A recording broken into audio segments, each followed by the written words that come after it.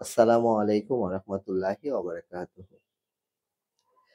কিছুদিন যাবৎ সোশ্যাল মিডিয়ার কল্যাণে, কল্যাণে বলেন বা সোশ্যাল মিডিয়ার অকল্যাণে বলেন, একটা নিউজ খুব ঘোরাঘুরি করতেছে।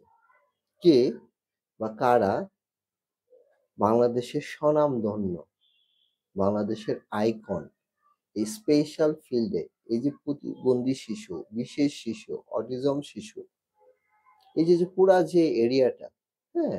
স্পেশাল নিডস চিলড্রেনদের এই যে ক্ষেত্রে যে বিভিন্ন প্ল্যাটফর্ম গুলো আছে, সোশ্যাল প্ল্যাটফর্ম ফেসবুকে তারা পোস্ট দিচ্ছে বিভিন্ন মানুষ সম্পর্কে যারা বাংলাদেশে আইডল, আইকন অনেক প্যারেন্টস এর কাছে।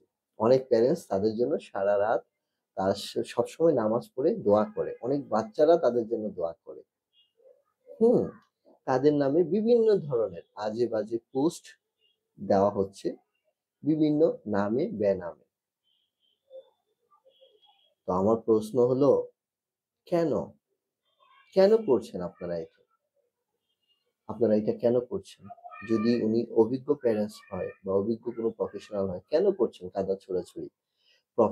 প্রফেশনাল। আসেন একসাথে বসি, কাজ করি। কেন এটাকে ফেসবুকে নিয়ে আসতেছেন?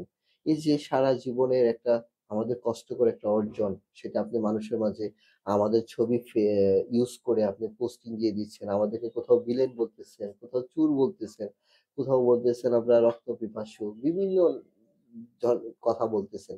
কেন এটা করতেছেন? তো দয়া করে এটা করবেন না। দয়া করে এটা করা উচিত না। এটা অনেক বড় একটা গুনাহ, গীবত। গীবত একটা বড় ধরনের একটা ক্রাইম, একটা অফেন্সিভ ক্রাইম বা আমাদের মুসলিম সমাজে। হুম? যদি আপনি মুসলমান হন, দয়া করে এটা করবেন না। সরাসরি আসুন কথা বলি। দেখুন, অনেক বছর আছি। প্রায় অলমোস্ট ২০ বছর হয়ে গেল এই বাচ্চাদের নিয়ে কাজ করতেছি। হ্যাঁ? তো অনেক প্রফেশনাল আছে যাদেরকে আমরা চিনি। হ্যাঁ? আজ থেকে ১০-১৫ বছর আগে কিন্তু এরকম ছিল না। অনেক সম্মান পেতাম তাদের কাছ থেকে, প্যারেন্টস এর কাছ থেকে। কিন্তু এখন অনেক থেরাপিস্ট হইছে, অনেক প্রফেশনাল হইছে, অনেক স্কুল হইছে। হুম? ঠিক আছে। কিন্তু কেন এই রেষারেষিটা? কেন? কিসের জন্য? বাচ্চার ডেভেলপমেন্ট না, বাচ্চার ডেভেলপমেন্ট যেখানে, সেখানে আসলে রেষারেষির কথা থাকতে পারে না। সেখানে থাকবে কম্পিটিশন।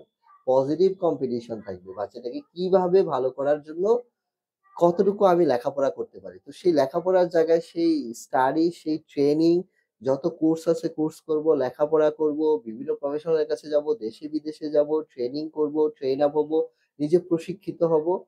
যেন বাচ্চাটার ইমপ্রুভ করা যায়। সেটা না করে আমরা কি করতেছি? হ্যাঁ? বাংলা সিনেমার মতো শুরু করে দিচ্ছি। হুম? এগুলা করবেন না দয়া করে। হ্যাঁ? এটা খুবই বাজে একটা জিনিস। দয়া করে করবেন না। বিশেষ করে যারা এই কাজটা করতেছেন, এই যে আমাদের আইডলদের নিয়ে যাদেরকে আমি ব্যক্তিগতভাবে তাদেরকে জানি। তাদের সাথে আমি ১০ বছর অলমোস্ট ১৫ বছর হবে বেবি আপাকে আমি চিনি। নামটা বলেই ফেললাম। অলমোস্ট ১২-১৩ বছর হবে আমি স্বাধীন ভাইকে চিনি। হ্যাঁ? স্বাবলম্বী ইনস্টিটিউট আ মালিক। তো উনাকে চিনি। উনি একজন প্যারেন্টস। আর বেবি আপা হলো অগ্রদূত। মানে যখন বাংলাদেশে স্পিচ থেরাপির প্রফেশন ছিলই না, মানুষ জানতই না স্পিচ থেরাপি কি। তখন বেবি আপা আরো কয়েকজন আপা আছেন যারা হাল ধরেছিলেন, হ্যাঁ? সাইকে থেকে। এবং উনি তখন স্পেশাল এডুকেটর ছিলেন। বর্তমানে উনি প্রফেশনালি একজন স্পেশাল ল্যাঙ্গুয়েজ থেরাপিস্ট। হ্যাঁ? এই যে উনাদের নিয়ে এভাবে আজে-বাজে কথা বলতেছেন, আজকে উনাকে নিয়ে বলছেন, কালকে আমাকে নিয়ে বলবেন, পরশুদিন আরেকজনকে নিয়ে বলবেন। এভাবে বলতেই থাকবেন। তাতে কি আপনার বাচ্চার ইমপ্রুভ হবে?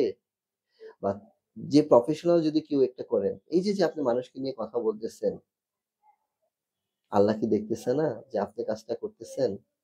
এই যে দেখতেছেন না কত কিছু হচ্ছে, হ্যাঁ? জুলাই আগস্টের কথা মনে নাই? হুম?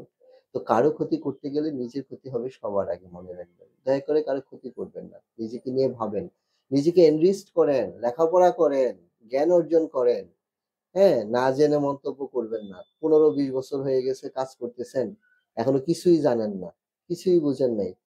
বা প্যারেন্টস গুলা গেলে অনেক সময় বলা হয় ২ মাসে ৩ মাসে ভালো করে দিব।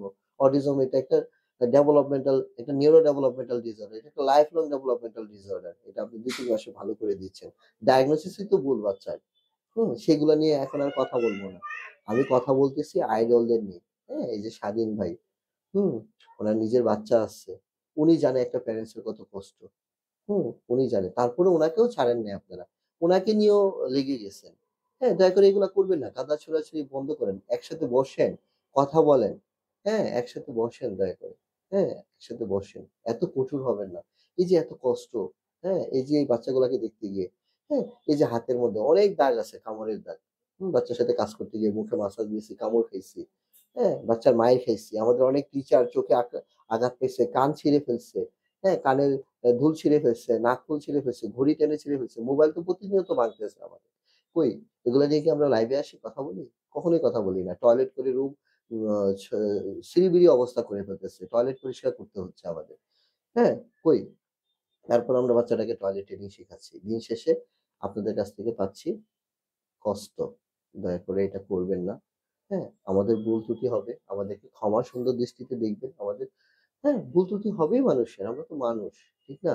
একসাথে বসেন, কথা বলি, সমাধান আসবে ইনশাআল্লাহ।